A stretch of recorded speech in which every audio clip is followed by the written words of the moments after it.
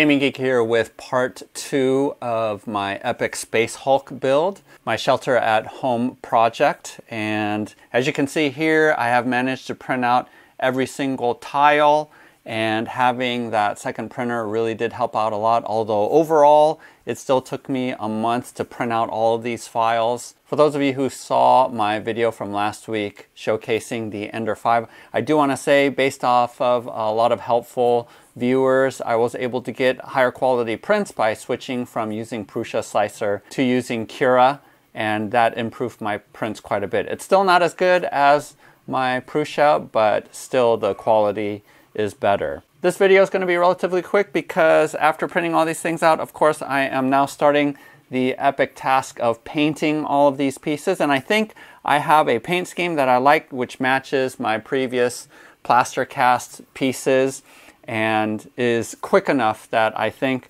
I'll be able to work through these relatively quickly and hopefully get these all painted up in the next couple of weeks. I went for this blue color and chose to do the salt masking technique, which I've used a couple of different times. Made a video about how I did that with the War Layer train. If you haven't seen that, go ahead and click here. But basically use the exact same technique on these to get this effect of a lot of rust and wear and tear on these pieces.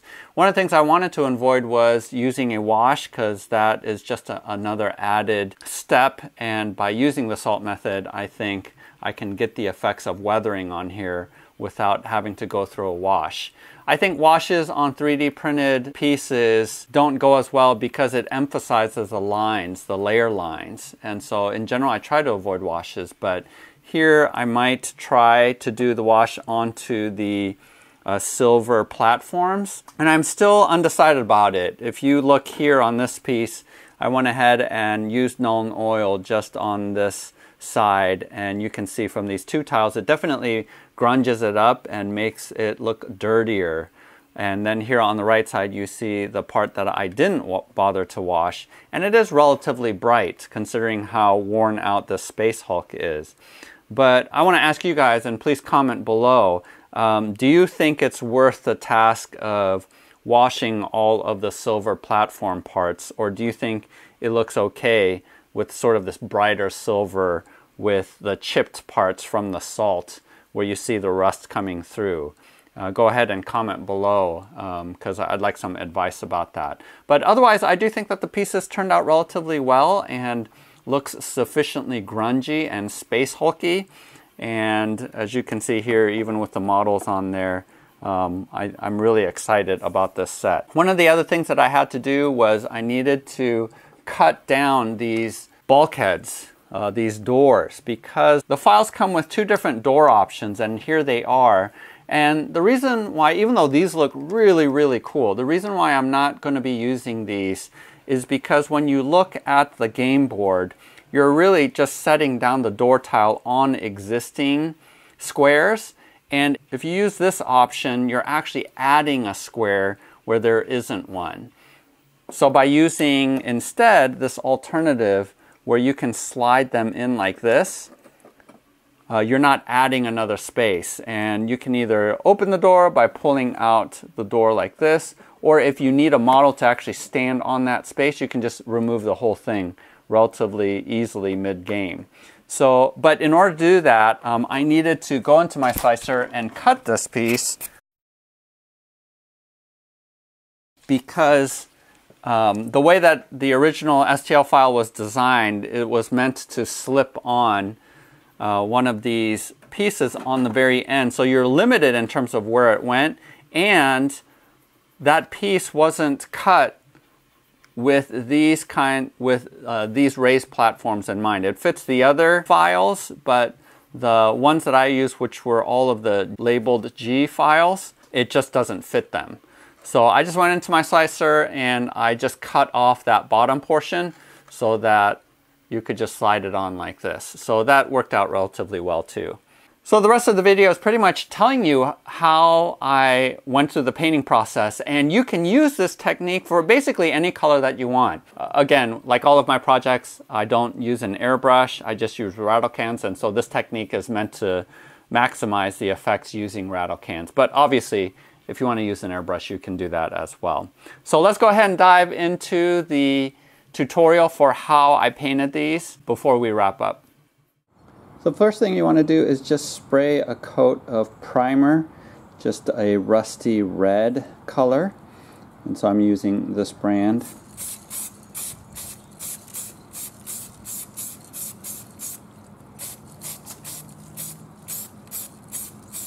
Next up we're going to do is just salt as a mask, and just grab whatever cheap hairspray that you can find. And we're going to use 2 different sizes of salt. Here is the coarse kosher salt, and then just the regular salt grains as well.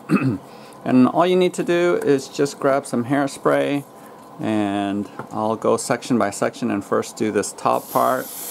And you want to soak it pretty well all around like that. And then first do the coarse salt and sprinkle like this, and be pretty liberal in where you apply it. And then I use some of the regular salt.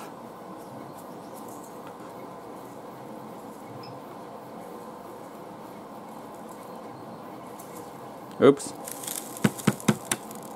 Get too much, just dump it out like that, although it isn't a big deal if there's a lot on there.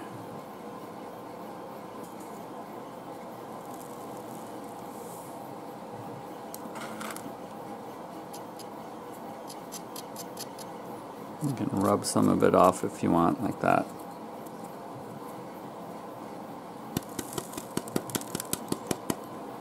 And then do the same thing along the outsides.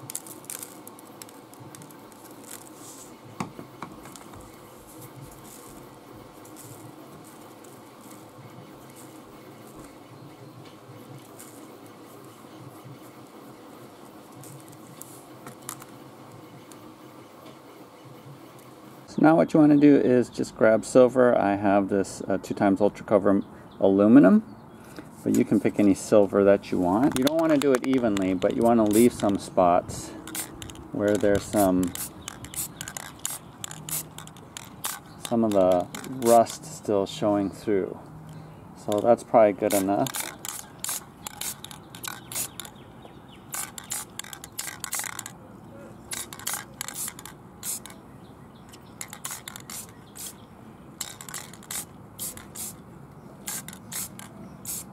Next you want to mask off the grading with some blue painter's tape.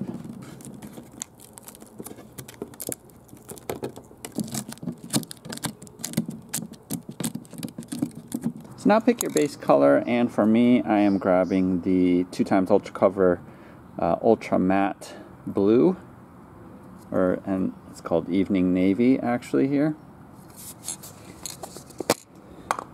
And the trick here is just to be pointing down. You don't want to cover the whole area, but point down, because you want that rusty red to remain along the bottom of the model. So it doesn't matter if you don't get the whole thing. You want most of this interior section, because you want to get rid of that silver that was put down.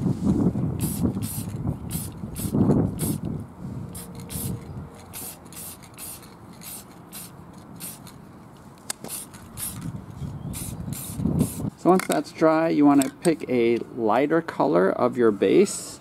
And for me, with my lighter blue I'm using is Periwinkle from Krylon, but basically any lighter color will do. Even a gray would work well with this blue. So here you're really only hitting the tops, and so not really getting the same amount of cover, but just really a light dusting and sprinkling like this across the tops.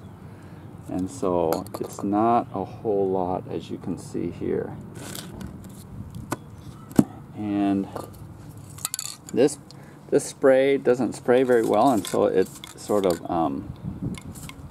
I'm getting sort of specks and dots flying everywhere, and that actually helps contribute to the Space Hulk looking sort of worn and dusty. So that actually goes to my advantage, that the spray isn't very good, where I have these dots happening, and so that's fine. So see how I'm just getting these tops.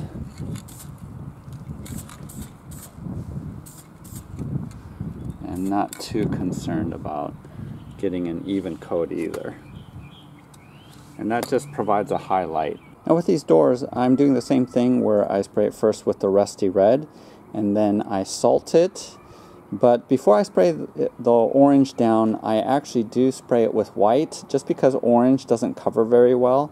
And so having a white base is actually going to help your orange be just one coat and be brighter. So I do spray it with white first, and then the orange that I'm using is again Rust-Oleum 2x Ultra Cover. This is Rustic Orange. I'm grabbing my dark blue and using this as a mask, just hitting up the top part of it with this blue.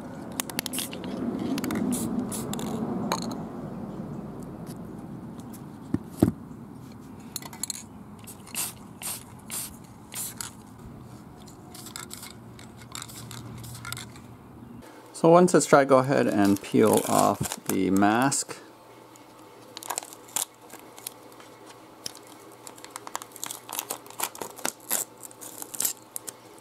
And I'm using these 3 craft paint colors from Americana Antique Gold, Georgia Clay, and then just black.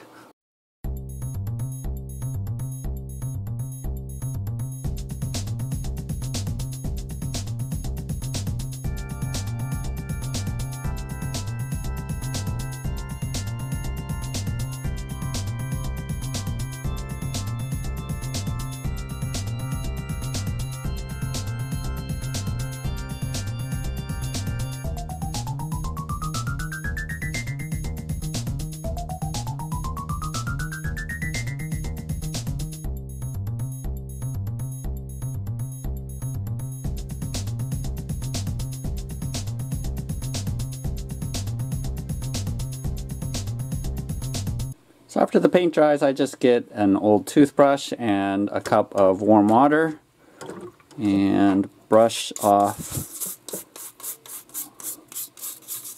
the salt.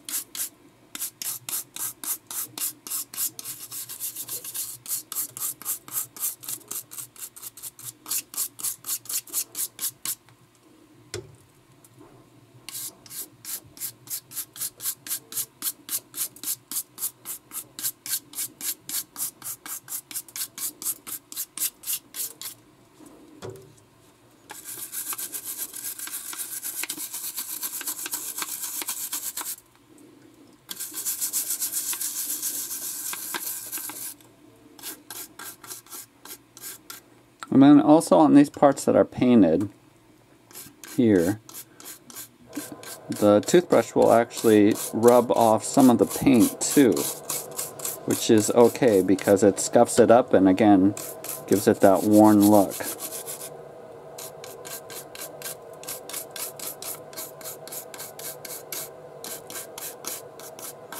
So that's not a problem for some of the paint to come off like that. And then sometimes the salt doesn't come off and it's still on there and makes it bumpy, and that's fine. You don't have to get all of the salt off. it actually, again, the bumps will contribute to the worn out feel. And pretty much that's it. Once you get most of the salt off, you just let it dry. So there you have it. Hopefully that tutorial is helpful if you are taking on this epic project. Hopefully in a couple of weeks I'll be finished painting all of these pieces and I can wrap up this series and show you the whole thing. I am planning on doing some battle reports if I can figure out and adapt the rules for solo play. Subscribe if you want to check those out as well. Also check out my Patreon page and see what giveaway we're going to be giving this month. Thanks to all of my patrons as well. Here is a list of all of them. You are supporting this channel and I'm really grateful for that, and look forward to continuing to provide you some content. So thanks so much, and we will see you next time.